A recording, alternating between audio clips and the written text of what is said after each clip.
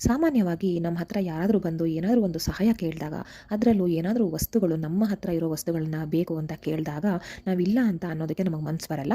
ಆ ವಸ್ತುಗಳು ನಮ್ಮ ಬಳಿ ಇದ್ದಾಗ ಕೊಡೋಣ ಅಂತ ನಮಗನ್ಸುತ್ತೆ ಅಲ್ವಾ? ಖಂಡಿತ ಈ ಒಂದು ಅವರು ಬೇರೆಯವರು ಸಹಾಯ ಕೇಳಿ ಬಂದಾಗ ಈ ಒಂದು ವಸ್ತುಗಳನ್ನು ಕೊಡೋದ್ರಲ್ಲಿ ಖಂಡಿತ ತಪ್ಪಿಲ್ಲ. ಆದರೆ ಎಲ್ಲ ದಿನಗಳು ಹಾಗೆ ಕೊಡೋದಕ್ಕೆ ಬರಲ್ಲ. ಉದಾಹರಣೆಗೆ ನಾನು ಇವತ್ತು ಮಾತಾಡ್ತಾ ಇರೋ ವಿಷಯ ಬಂದು ಅಮಾವಾಸ್ಯೆ ದಿನ. ಅಮಾವಾಸ್ಯೆ ದಿನ ಎಲ್ಲ ವಸ್ತುಗಳನ್ನು ನಿಮ್ಮ ಮನೆಯಿಂದ ಹೊರಗಡೆಗೆ ಕೊಡಬಾರ್ದು. ಯಾವ್ಯಾವ ವಸ್ತುಗಳನ್ನ ಕೊಡಬಾರ್ದು, ಹಾಗೆ ಯಾಕೆ ಅನ್ನೋದನ್ನು ನಾನು ಈ ವಿಡಿಯೋದಲ್ಲಿ ಹೇಳ್ತಾ ಹೋಗ್ತೀನಿ. ಹಾಗೆ ಅಮಾವಾಸ್ಯೆ ದಿನ ಏನೆಲ್ಲ ಕೆಲಸಗಳನ್ನು ಅಪ್ಪಿತಪ್ಪಿಯೂ ಕೂಡ ಮಾಡಬಾರ್ದು ಅನ್ನೋದನ್ನು ಕೂಡ ನಾನು ಈ ವಿಡಿಯೋದಲ್ಲಿ ತಿಳಿಸ್ತೀನಿ. ವಿಡಿಯೋನ ಎಲ್ಲೂ ಕೂಡ ಸ್ಕಿಪ್ ಮಾಡದೆ ಕೊನೆ ತನಕ ಪೂರ್ತಿಯಾಗಿ ನೋಡ್ತಾ ಹೋಗಿ. ಹಾಗೆ ವಿಡಿಯೋ ಇಷ್ಟ ಆದರೆ ನನ್ನ ಚಾನಲ್ನ ದಯವಿಟ್ಟು ಸಬ್ಸ್ಕ್ರೈಬ್ ಮಾಡ್ಕೊಳ್ಳಿ. ಹಾಗೆ ಒಂದು ಲೈಕ್ ಕೊಡೋದನ್ನು ಖಂಡಿತ ಮರಿಬೇಡಿ.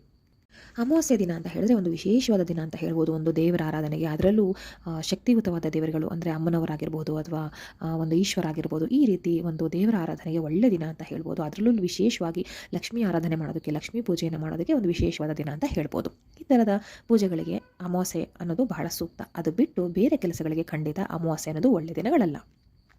ಹಾಗಾದರೆ ಯಾವ್ಯಾವ ವಸ್ತುನ ನಾವು ನಮ್ಮ ಮನೆಯಿಂದಾಗಲಿ ಅಥವಾ ಬೇರೆ ವಸ್ತುಗಳನ್ನು ಬೇರೆಯವರಿಗೆ ಕೊಡಬಾರ್ದು ಅಂತ ಹೇಳೋದಾದರೆ, ಮೊದಲನೇದಾಗಿ ನಾವು ಉಟ್ಟು ಬಿಟ್ಟಂತಹ ಬಟ್ಟೆಗಳನ್ನು ಯಾರಿಗೂ ಕೊಡಬಾರ್ದು. ಅದು ಏನಂತ ಹೇಳಿದ್ರೆ, ಈಗ ಮನೆ ಹತ್ರಕ್ಕೆ ಯಾರಾದರೂ ಏನಾದರೂ ಬಟ್ಟೆಗಳು, ಹಳೆ ಬಟ್ಟೆಗಳಿದೆಯಾ ಅಥವಾ ಏನಾದರೂ ಒಂದು ವಸ್ತುಗಳಿದೆಯಾ ಅಂತ ಕೇಳ್ಕೊಂಡು ಬರ್ತಾರೆ. ನಮಗೆ ಗುರುತು ಪರಿಚಯ ಇಲ್ಲದೆ ಇರುವಂಥವ್ರು, ಆಯಿತಾ?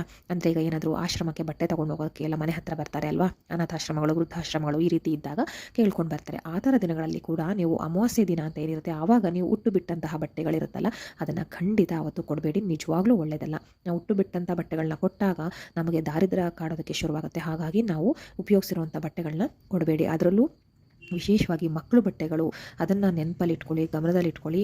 ಮಕ್ಕಳು ಬಟ್ಟೆಗಳನ್ನಂತೂ ಕೊಡಲೇಬಾರ್ದು. ಯಾವ ಬಟ್ಟೆಗಳನ್ನೂ ಕೊಡಬಾರ್ದು, ಮೊದಲನೇದು. ಇನ್ನೊಂದು ಅಂತ ಹೇಳಿದ್ರೆ, ಈಗ ಪ್ರತಿನಿತ್ಯ ಏನಂತ ಹೇಳಿದ್ರೆ, ಮುಸ್ಸಂಜೆ ಹೊತ್ತಿನಲ್ಲಿ ನಾವು ದೀಪ ಹಚ್ಚಿದ ಮೇಲೆ ಮನೆ ಬಾಗಿಲಿಗೆ ಯಾರಾದರೂ ಬಂದರೆ ನಾವು ಉಪ್ಪು, ಹುಣಸೆ ಹಣ್ಣು, ಒಣಮೆಣಸಿನಕಾಯಿ ಇದನ್ನು ಕೊಡೋದಿಲ್ಲ. ಅದೇ ರೀತಿ ಅಮಾವಾಸ್ಯೆ ದಿನ ಹಗಲು ಹೊತ್ತಿನಲ್ಲೂ ಕೂಡ ನಾವು ಯಾರೇ ಉಪ್ಪನ್ನು ಕೇಳಲಿ ಅಥವಾ ಅರಿಶಿನ, ಹಾಗೆ ಒಣಮೆಣಸಿನಕಾಯಿ, ಹುಣಸೆ ಹಣ್ಣು ಇವೆಲ್ಲ ಪದಾರ್ಥಗಳನ್ನು ಖಂಡಿತ ಕೈಯಿಂದ ಕೈಗೆ ಕೊಡಬೇಡಿ. ಹಾಗೂ ಕೊಡಬೇಡಿ. ಇದು ಕೂಡ ಮನೆಯ ಲಕ್ಷ್ಮಿಗೆ ಸಮಾನವಾದದ್ದು. ಲಕ್ಷ್ಮಿ ಮನೆಯಿಂದ ಹೊರಟೋಗ್ತಾಳೆ ಅಂತ ಹೇಳ್ತಾರೆ. ಹಾಗಾಗಿ ಯಾವುದೇ ಕಾರಣಕ್ಕೂ ಉಪ್ಪು, ಅರಿಶಿನ, ಹಾಗೆ ಒಣಮೆಣಸಿನಕಾಯಿ, ಹುಣಸೆ ಹಣ್ಣು ಇದನ್ನೆಲ್ಲ ನೀವು ಬೇರೆಯವ್ರ ಮನೆಗೆ ಅಮಾವಾಸ್ಯೆ ದಿನ ಪೂರ್ತಿ ದಿನ, ಸಂಜೆ ಮಾತ್ರ ಅಲ್ಲದೆ ಇಡೀ ದಿನ ನೀವು ಯಾವುದೇ ಕಾರಣಕ್ಕೂ ಕೊಡಬಾರ್ದು. ಹಾಗೆಯೇ ಅಮಾವಾಸ್ಯೆ ದಿನ ನಿಮ್ಮ ವಾಹನಗಳನ್ನು ಕೂಡ ಬೇರೆಯವರಿಗೆ ಕೊಡಬಾರ್ದು.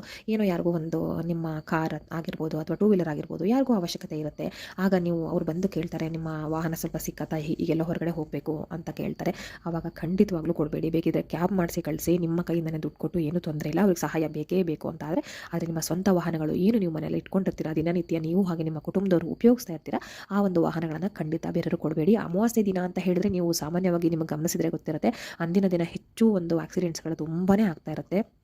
ಅಂಥದ್ರಲ್ಲೂ ನೀವು ಈ ರೀತಿ ನಿಮ್ಮ ವಾಹನಗಳನ್ನು ಬೇರೆಯವರಿಗೆ ಉಪಯೋಗಕ್ಕೆ ಕೊಟ್ಟಾಗ ಈ ಥರ ಅಪಘಾತ ಆಗೋ ಚಾನ್ಸಸ್ ತುಂಬ ಇರುತ್ತೆ. ಹಾಗೆ ನೀವು ಕೊಡೋದ್ರಿಂದ ಅವರು ಗೊತ್ತಿಲ್ಲದೆ ಇಸ್ಕೊಂಡು ಅವರಿಗೂ ಕೂಡ ತೊಂದರೆ ಆಗೋದು ಬೇಡ.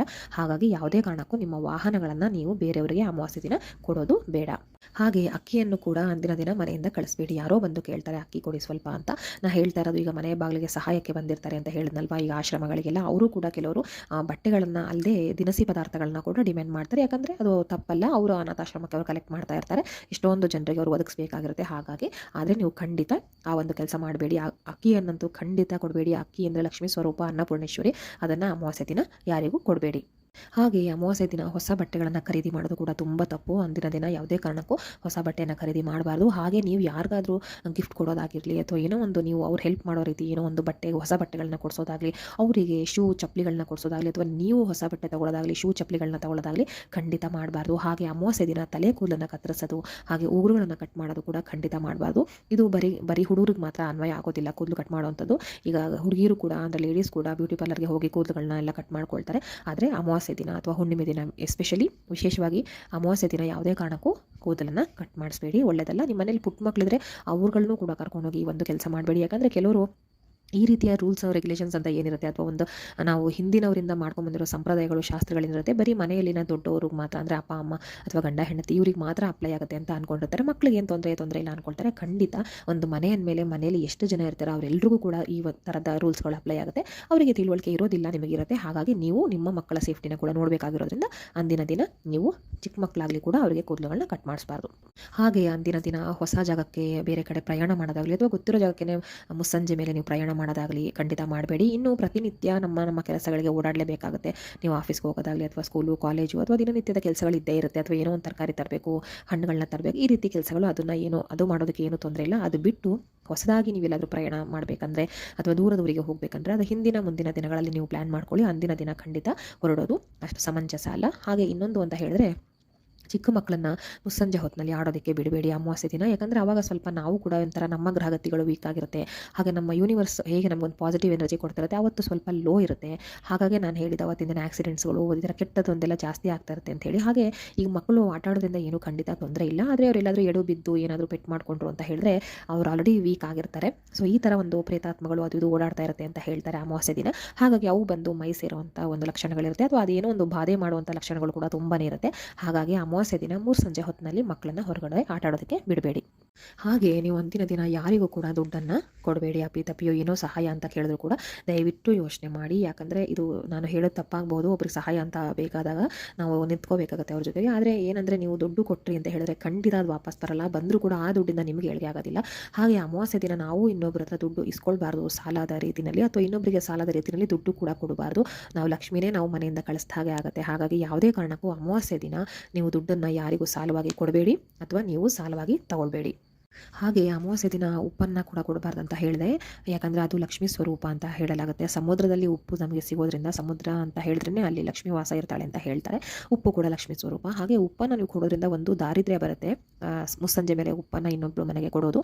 ಹಾಗೆ ನೀವು ಬೇರೆ ಅಮಾವಾಸ್ಯೆ ದಿನಗಳಲ್ಲಿ ಪೂರ್ತಿ ದಿನ ಕೊಡಬಾರ್ದು ಅಂತ ಹೇಳಿದೆ. ಯಾಕಂದರೆ ಇನ್ನೊಂದು ಅದು ಲಕ್ಷ್ಮೀ ಸ್ವರೂಪ ನಾವು ಇನ್ನೊಬ್ಬರಿಗೆ ಕೊಟ್ಟಂಗಾಗುತ್ತೆ, ನಮಗೆ ಲಕ್ಷ್ಮಿ ಹೋಗ್ತಾಳೆ ಅನ್ನೋದು ಒಂದು ಕಾರಣ. ಇನ್ನೊಂದು ಉಪ್ಪು ಅಂದರೆ ಋಣ ಅಂತ ಹೇಳಲಾಗುತ್ತೆ. ನಾವು ಇನ್ನೊಬ್ಬರಿಗೆ ಉಪ್ಪನ್ನು ಕೊಡೋದ್ರಿಂದ ಇನ್ನೂ ಋಣದ್ದು ನಾವು ಜಾಸ್ತಿ ಮಾಡ್ಕೊಳ್ತಾ ಹೋಗ್ತೀವಿ ಹೊರತು ಕಡಿಮೆ ಅಂತೂ ಆಗೋದಿಲ್ಲ. ಹಾಗಾಗಿ ಉಪ್ಪನ್ನು ಕೂಡ ಖಂಡಿತ ಅಪ್ಪಿತಪ್ಪಿಯೂ ಕೊಡಬೇಡಿ. ಪ್ರತಿದಿನ ಯಾರು ಬಂದು ಉಪ್ಪು ಕೇಳಿದ್ರು ಸಂಜೆ ಮೇಲಂತೂ ಕೊಡಬೇಡಿ. ಹಗಲತ್ತು ಕೊಡೋದಕ್ಕೆ ಏನು ತೊಂದರೆ ಇಲ್ಲ, ಆದರೆ ಅಮಾವಾಸ್ಯೆ ದಿನ ಪೂರ್ತಿ ದಿನ ಕೊಡಬೇಡಿ. ಹಾಗೆ ಹಾಲನ್ನು ಸಹ ಹಾಗೆ ನಾವು ಕೊಡಬಾರ್ದು. ಇದು ಕೂಡ ನೆನಪಲ್ಲಿ ಇಟ್ಕೊಳ್ಳಿ. ಹಾಲು ಅಂದರೆ ಲಕ್ಷ್ಮೀ ಸ್ವರೂಪ ಅಂತಲೇ ಹೇಳ್ತಾರೆ, ಲಕ್ಷ್ಮಿ ಅಂತಲೇ ಹೇಳ್ತಾರೆ. ಮನೆಯಲ್ಲಿ ಸದಾ ಹಾಲು ಇರಲೇಬೇಕು. ಎನಿ ಟೈಮ್ 24 ಗಂಟೆ ಯಾವಾಗಲೂ ಮನೆಯಲ್ಲಿ ಒಂದು ಅರ್ಧ ಲೋಟದಷ್ಟಾದರೂ ಹಾಲು ಇರಲೇಬೇಕಂತ ಹೇಳ್ತಾರೆ. ಅಂಥ ಸಂದರ್ಭದಲ್ಲಿ ನೀವು ಬೇರೆಯವರು ಬಂದು ಹಾಲನ್ನು ಕೇಳಿದಾಗ ಪ್ರತಿನಿತ್ಯ ಕೊಡೋದಕ್ಕೆ ತೊಂದರೆ ಇಲ್ಲ, ಆದರೆ ಪ್ರತಿನಿತ್ಯ ಆದರೂ ಮುಸ್ಸಂಜೆ ಮೇಲೆ ಹಾಲನ್ನು ಒಬ್ರಿಗೆ ಕೊಡಬಾರ್ದು ಅಂತ ಹೇಳ್ತಾರೆ. ಹಾಗೆ ಕೊಡಬೇಕು ಅಂತ ಅಂದರೆ ಒಂದು 2 ರೂಪಾಯಿ ಆದರೂ ದುಡ್ಡಿಸ್ಕೊಂಡು ಕೊಡಬೇಕು ಅಂತ ಹೇಳಲಾಗುತ್ತೆ. ಆದರೆ ಅಮಾವಾಸ್ಯೆ ದಿನ ಖಂಡಿತ ಹಾಲನ್ನು ಯಾರು ದುಡ್ಡು ಕೊಟ್ಟರು ಸರಿ, ಕೊಡದೇ ಇದ್ರು ಸರಿ, ದಯವಿಟ್ಟು ಕೊಡಬೇಡಿ. ಯಾರಪ್ಪ ಮನೆ ಬಾಗಿಲಿಗೆ ಬಂದು ಹಾಲು ಕೇಳ್ತಾರೆ ಅಂದರೆ ಖಂಡಿತ ಇನ್ನೂ ಆ ಥರದ್ದೆಲ್ಲ ಇದ್ದೇ ಇರುತ್ತೆ. ಹೇಳೋಕ್ಕಾಗಲ್ಲಲ್ವ, ಸಮಯ ಸಂದರ್ಭಗಳು ಹೇಗೆ ಯಾರಿಗೆ ಯಾವಾಗ ಬರುತ್ತೆ ಅಂತ. ಹಾಗಾಗಿ ಯಾರಾದರೂ ಅಮಾವಾಸ್ಯೆ ದಿನ ಹಾಲನ್ನು ಕೇಳಿದ್ರೆ ಖಂಡಿತ ಕೊಡಬೇಡಿ. ನೀವೇ ಬೇಕಾದರೆ ಬುಕ್ ಮಾಡಿ ಇಲ್ಲ ಹೋಗಿ ತಂದುಕೊಡಿ, ಅದು ಬೇರೆ ವಿಚಾರ. ನಿಮ್ಮ ಮನೆಯಲ್ಲಿ ಇರುವಂಥ ಹಾಲನ್ನು ಖಂಡಿತ ಇನ್ನೊಬ್ಬರು ಮನೆಗೆ ಅಮಾವಾಸ್ಯೆ ದಿನ ಕೊಡಬೇಡಿ. ಹೀಗೆ ಇಷ್ಟು ಕೆಲಸಗಳು ಅಮಾವಾಸ್ಯೆ ದಿನ ಖಂಡಿತ ಮಾಡಬೇಡಿ. ಹೀಗೆ ಮಾಡೋದ್ರಿಂದ ನಮಗೆ ಗೊತ್ತಾಗಲ್ಲ ನಾವು ಎಲ್ಲಿ ಏನು ತಪ್ಪು ಮಾಡಿರ್ತೀವಿ ಅಂತ. ಆದರೆ ನಮಗೆ ಆರ್ಥಿಕ ಸಮಸ್ಯೆ ಚೆನ್ನಾಗಿರೋದು ಇದ್ದಕ್ಕಿದ್ದಂಗೆ ಕಾಡಕ್ಕೆ ಶುರುವಾಗುತ್ತೆ, ಸಾಲ ಸೋಲಗಳು ಹೆಚ್ಚಾಗ್ತಾ ಹೋಗುತ್ತೆ. ಹಾಗೆ ಮನೆಯಲ್ಲಿ ನೆಮ್ಮದಿ ಕಮ್ಮಿ ಆಗ್ತಾ ಹೋಗುತ್ತೆ. ಏನೋ ಒಂದು ನೆಗೆಟಿವ್ ಎನರ್ಜಿ ಥರ ಮನೇಲಿ ನಮಗೆ ಫೀಲ್ ಆಗ್ತಾ ಇರುತ್ತೆ. ಹಾಗೆ ಮಕ್ಕಳ ಆರೋಗ್ಯಕ್ಕೂ ಕೂಡ ತುಂಬ ತೊಂದರೆ ಆಗ್ತಾ ಇರುತ್ತೆ. ಹಾಗೆ ನಾನು ಕೂದಲು ಕಟ್ ಮಾಡಿಸೋದು ಅಂತ ಹೇಳಿದೆ ಗೊತ್ತಾ ಅಮಾವಾಸ್ಯೆ ದಿನ, ಅದು ಕೂಡ ನಮಗೆ ಆರೋಗ್ಯದ ಮೇಲೆ ತುಂಬ ಕೆಟ್ಟ ಪರಿಣಾಮ ಬೀಳುತ್ತೆ. ಅಮಾವಾಸ್ಯೆ ದಿನ ಕೂದಲನ್ನು ಕಟ್ ಮಾಡೋದ್ರಿಂದ. ಹಾಗಿದ್ಮೇಲೆ ಈ ಒಂದು ಕೆಲಸಗಳನ್ನು ನಾವು ಅಮಾವಾಸ್ಯೆ ದಿನ ಯಾವುದೇ ಕಾರಣಕ್ಕೂ ನೀವು ಮಾಡಬೇಡಿ. ಹಾಗೆ ನಿಮಗೆ ವಿಡಿಯೋ ಇಷ್ಟ ಆಯಿತು, ಅದನ್ನು ನಿಮಗೆ ತಿಳಿದಿರೋರು ಅವರು ಕೂಡ ಇದನ್ನೆಲ್ಲ ಫಾಲೋ ಮಾಡಬೇಕಂತ ಹೇಳಿದೆ. ಅವರು ಕೂಡ ವಿಡಿಯೋನ ಶೇರ್ ಮಾಡಿ. ಮತ್ತೆ ಮುಂದಿನ ವಿಡಿಯೋದಲ್ಲಿ ಸಿಗ್ತೀನಿ. ಧನ್ಯವಾದಗಳು.